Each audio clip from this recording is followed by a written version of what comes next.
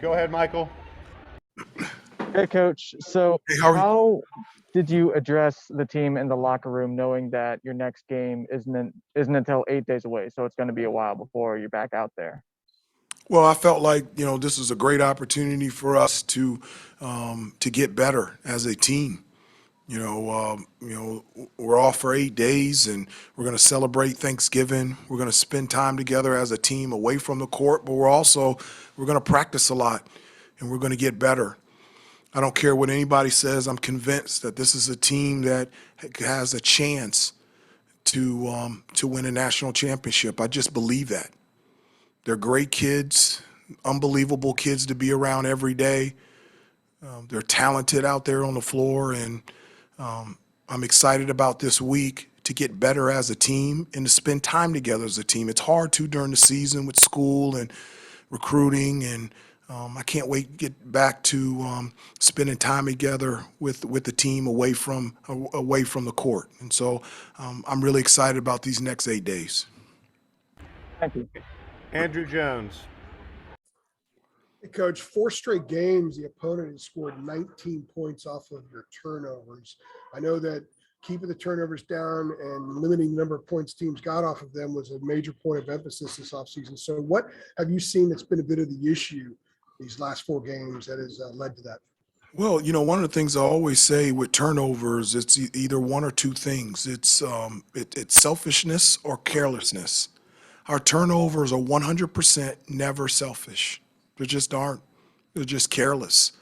And so we've talked about it daily, and that's something that we're going to reinforce every day about taking care of the basketball and not being careless with the basketball. We've gone against teams that have pressured and teams that have pressed, and for whatever reason, carelessly, we passed the ball, and they were able to. UNC Asheville was able to get some deflections and some steals.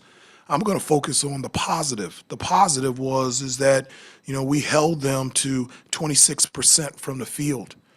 Over the weekend against Purdue and Tennessee, from a defensive standpoint, we didn't play defense the way that I felt like we can play defense. And so tonight, to hold a team to 26%, I'm really encouraged by that, and I'm going to focus on the positive. Well, I was going to ask you about defense as well. Both Armando and Brady said that was a major point of emphasis yesterday. And Brady said that he thought that you guys played their quote unquote butts off tonight defensively. Were you pleased with the effort? And do you think that taking defense personally was something you saw a little bit more of tonight?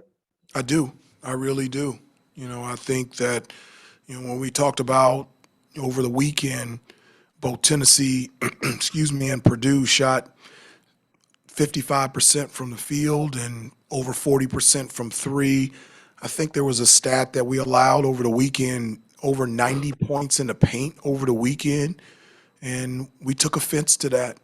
We're a much better defensive team than what we played against Purdue and Tennessee, and there were a lot of frustrated, upset, motivated guys in the locker room, and they responded on the defensive end. I mean, there was a stretch in the first half where I felt like we got 7 stops in a row. And I was really excited and really happy for that. And I thought we were dialed in defensively. Thank you. C.L. Brown. Hubert, Brady sounded kind of ticked off when he, just came in for the interview, and basically the tone of it was he expects better, and he felt like you guys could be better in a lot of areas. How do you balance, or what do you want to see the balance like in terms of the leadership the players take in terms of taking that step forward and being able to criticize each other, and you having to step in and kind of be the leader for the team? Well, I mean, I love Brady. I love his fire. One of the things, he's our most experienced player. He's played 4 years in a Big 12. He's played in big games, big situations. And so even though he hasn't been here, he has a clear understanding of what it takes to be competitive, what it takes to win and be successful in big games and big situations. And so I love when he speaks up, when he speaks, the team listens.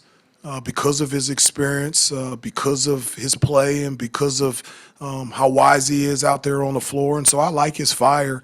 I always say this to the guys that if you're emotional and you show emotions, that's good. If you're emotional and you have emotions out there on the floor, on the bench, in the huddle, I'm 100% for that. That means you care. So you saying that, Brady came in to the interview room hot. That puts a smile on my face. That means he cares, and he's right. This team can be really good, and he understands that. And I'm glad that we're very fortunate to have Brady Manick on this team and a part of this program. Brendan Marks, go ahead. Hey, Hubert. Yeah, I just wanted to follow up on that as well. You were asked, how you sort of responded and what you told the guys after the weekend. How did you see them sort of intermingling just in general, not just Brady? How did you see them talking to each other, holding each other accountable? And are there any sort of specific instances that you saw translate to the court tonight? Well, I think, it did translate, from a defensive standpoint. As I said before, we held them to, 26% from the field. And so our response to us defensively, I was in favor of, as I said before, from how we played defense over the weekend, what was our response going to be? And from a defensive standpoint, I thought it was great. One of the things that I talked to the guys about is what it means to play at this place, what it means to put on this uniform and run out of that tunnel and be a part of this university and this program, and what it means not only to them but to their families, to former players, for this university and for this community. And I was really happy with the response. We didn't play well on the offensive end. You talked about the turnovers. We missed layups and shots that we normally make. But I do like our response. I think for the most part, our guys were stunned. They were stunned after this weekend. One of the things, it's interesting, my dad said this to me today, and for whatever reason, I never thought about it, but as good as we are, we're not that experienced.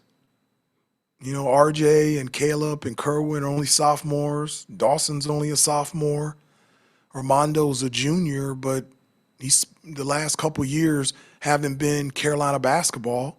And so, none of our guys have experienced those stories, those memories, those testimonies that I have, Coach May, Coach Frederick, Coach Sullivan, and Coach Lebo. And I think they were a little shocked about what happened this weekend. In a good way, it's going to hold us accountable, and it's going to move us in the right direction. And I believe it moved us in the right direction today. Gregory Hall.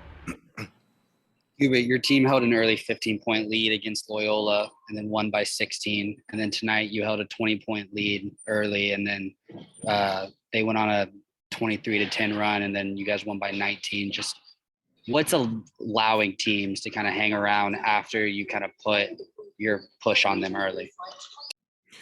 Yeah, that's a great question.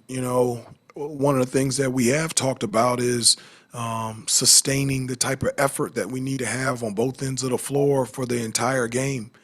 We really haven't put a full 40 minutes together. We've had spots, we've had halves, and in order to have the ability to achieve the things that we want and our goals as a team, we're going to have to put a full game together. And so those are things that, we're continuing to work on. Those are things that will come. It's only game 6. And so very few teams are, if any, are settled right now on game 6, but we're improving, we're getting better. And I like where our team is, and I like where our team is going to be at the end of the year. So you think that's happening because they can't put a full 40 minutes just because of how early it is and still trying to get settled, or why do you think hasn't happened yet? No, I just am not panicking because it's the 6th game. That's the only reason. And so that's the only reason. All right. Thank you, everybody. Thanks, Coach Davis. Caleb is here.